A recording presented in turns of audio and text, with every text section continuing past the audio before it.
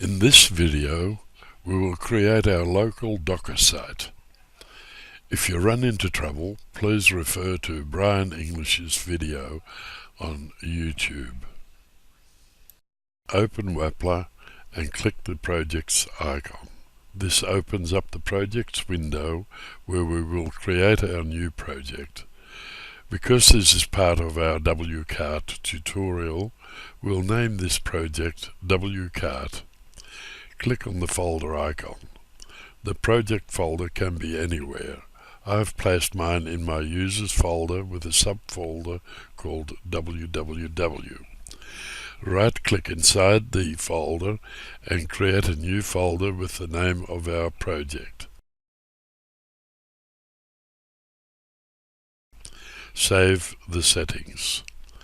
This creates our site complete with the index page.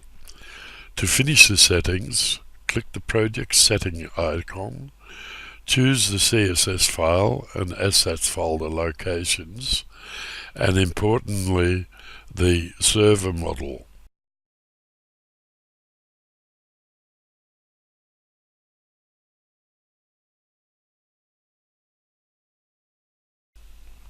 Choose the frameworks, choose App Connect, Bootstrap, and I've gone for Font Awesome version 5. Under Targets, click the plus sign to create a new target. Give the target a name like Local Docker, and for the type, choose the Docker engine.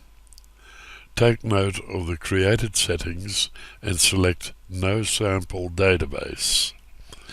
We'll create our own. Save the settings and we are done with the site setup.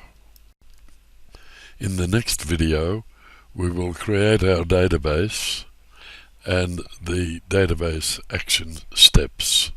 See you then. Thank you for watching.